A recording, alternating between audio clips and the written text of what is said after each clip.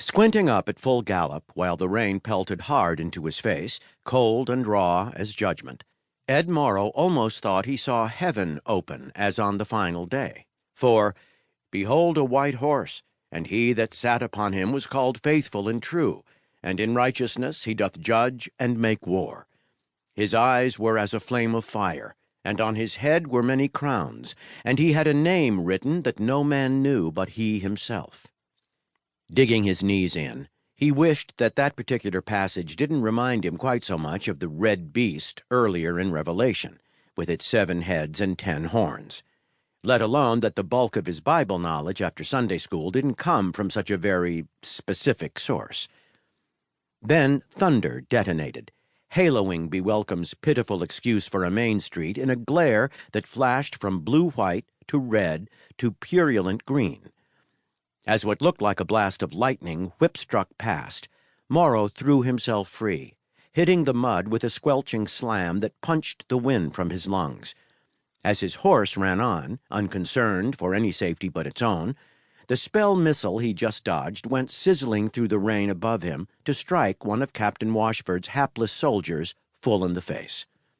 Yet no shriek or blood spray resulted.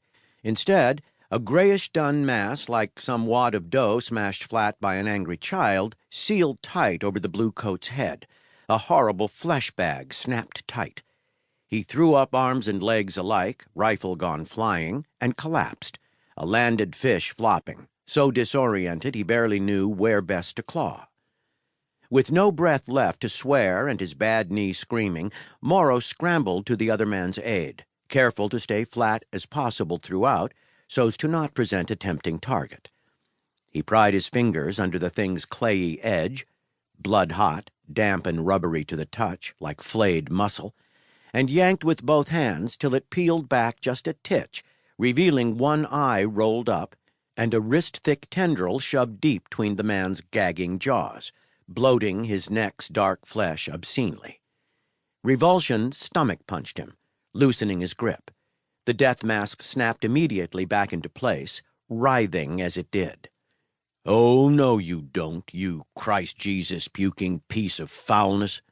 Digging so hard into his breast pocket that the thing he sought fair leapt to his palm, Morrow soon came up with a familiar device, just about the size and shape of a pocket watch. He wound its fob frantically till it burst to shrill, buzzing life, then slammed its flat glass face into the wriggling mess and bore down. A mindless shriek ripped his eardrums under the torrent's drumming, fierce, yet so high-pitched as to be barely audible, then cut off, sharp as a snuffed candle.